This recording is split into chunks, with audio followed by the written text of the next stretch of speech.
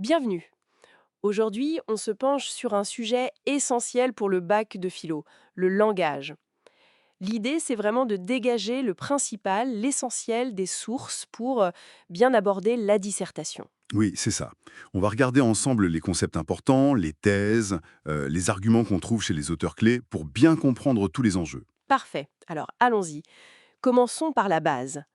Qu'est-ce que c'est, au juste, le langage d'après les textes? On sent qu'il y a plusieurs dimensions. Tout à fait. Les sources font bien la différence entre langage, comme faculté humaine générale, universelle, de symboliser, de communiquer, D'accord. la langue, qui est le système particulier d'une communauté, comme le français, l'anglais, etc., Mhm. et puis la parole, l'acte individuel, concret d'utiliser cette langue. Très clair. Et pour la structure de la langue, il y a un nom incontournable, Ferdinand de Saussure. Il nous parle du signe linguistique. Exactement. Saussure, c'est fondamental. Il décompose le signe en deux faces inséparables. Le signifiant, l'image acoustique, les sons chien, j, est, n, pour chien par exemple, Oui. et le signifié, le concept, l'idée de chien. Le point vraiment crucial chez Saussure, c'est qu'il insiste sur le caractère arbitraire du lien entre les deux. Arbitraire, c'est-à-dire. Qu'il n'y a aucune raison naturelle ou logique pour que la suite de son chien désigne cet animal précis. D'ailleurs, la preuve, c'est la diversité des langues. On dit dog, perro, hund. D'accord, vu comme ça. Mais pourtant, quand on parle, on a l'impression que le mot et l'idée sont collés, non? C'est difficile de penser au mot chien sans voir l'animal. À excellente remarque. Et ça nous amène directement à la nuance qu'apporte Émile Benveniste. Ah oui, Oui, Benveniste dit d'accord, le lien est arbitraire à l'origine, quand la langue se constitue.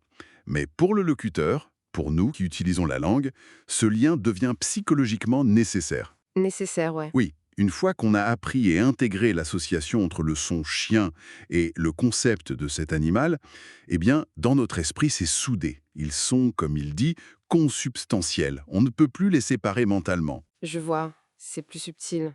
Bon, autre grande question, souvent au cœur des sujets de disserte, la relation entre le langage et la pensée. Est-ce qu'on pense avant de parler ou est-ce que c'est le langage qui permet de penser? Vaste débat. Descartes, lui, voyait le langage comme la preuve extérieure de la pensée, de la raison. C'est ce qui nous distinguerait radicalement des animaux, selon lui. Mhm. Eh bien, avant, Platon, dans le Théétète, décrivait la pensée comme un dialogue intérieur de l'âme avec elle-même, ce qui suggère déjà une sorte de structure langagière interne. Et certains vont plus loin, non? Sur ce lien nécessaire. Tout à fait. Prenez Hegel, par exemple. Pour lui, une pensée qui n'est pas formulée dans des mots reste quelque chose de vague, d'obscur, une simple intuition.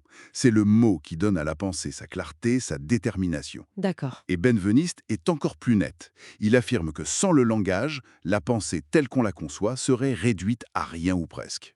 Le langage serait donc la condition même de possibilité de la pensée élaborée. D'accord, donc le langage structure la pensée. Mais quelles sont ses fonctions, son pouvoir et ses limites aussi sans doute? Ça c'est crucial pour le bac. Absolument. La fonction évidente, c'est communiquer, bien sûr. Créer de l'intercompréhension, comme le disent certains textes, chercher un accord. Oui, Mais ça va beaucoup plus loin. Le langage façonne notre rapport au monde. Chaque langue découpe la réalité d'une certaine manière. Connaître les mots, c'est apprendre à voir les distinctions. Pensez aux différentes nuances de neige pour les Inuits, par exemple. c'est vrai. Et ce pouvoir des mots, il a été source de débats philosophiques, j'imagine. Et comment? Dès l'Antiquité avec Socrate contre les sophistes. Socrate voulait que le langage serve la vérité, alors que les sophistes, selon lui, l'utilisaient surtout pour persuader, pour avoir le pouvoir sur les autres. La rhétorique contre la philosophie. C'est ça? Et Aristote, ensuite, a développé la logique pour justement distinguer les raisonnements valides des sophismes, pour un usage rigoureux du langage. Plus récemment, Austin a montré que parfois, dire c'est faire. Ah, les actes de langage. Exactement, les énoncés performatifs. Quand on dit «je vous déclare mari et femme», on ne décrit pas seulement, on accomplit une action par les mots eux-mêmes. C'est un pouvoir très concret. Impressionnant. Mais alors, les limites, les dangers, les sources en parlent aussi? Oui, bien sûr. C'est le revers de la médaille.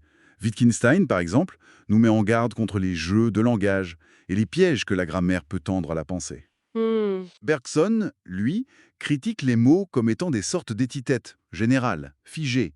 Elles nous permettent de communiquer, certes, mais elles écrasent la singularité, le vécu unique de nos états d'âme, ou la richesse du réel. Le mot tristesse est le même pour tout le monde, mais ce que chacun ressent est unique. Et puis parfois, on manque de mots, tout simplement. Voilà. Notre vocabulaire est limité, il peut restreindre notre capacité à exprimer finement ce qu'on pense ou ressent. Le langage peut donc être un outil formidable, mais aussi une source de simplification, voire de trahison de la pensée ou de l'expérience. D'accord, donc si on essaie de synthétiser pour une dissertation, le langage c'est bien plus qu'un simple outil de communication. Il structure notre pensée, il modèle notre perception du réel, il crée du lien social. Exactement. Mais en même temps, il y a ce risque constant de simplification, de malentendu, de manipulation aussi, ou même d'enfermement dans une vision du monde particulière liée à notre langue. C'est cette tension qu'on retrouve dans les textes, le langage comme condition de la pensée claire, chez Hegel ou Benveniste, Oui, et en même temps comme obstacle potentiel à la saisie de la singularité, chez Bergson, ou comme source de d'illusion, chez Wittgenstein ou Nietzsche.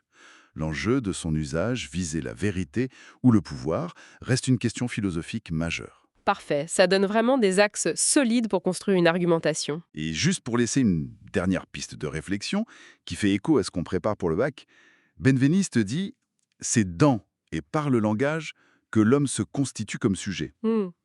Alors on peut se demander, dans quelle mesure l'apprentissage de ce langage très spécifique de la dissertation philosophique, avec ses règles, ses attentes, permet-il vraiment de se constituer comme penseur autonome? Hmm.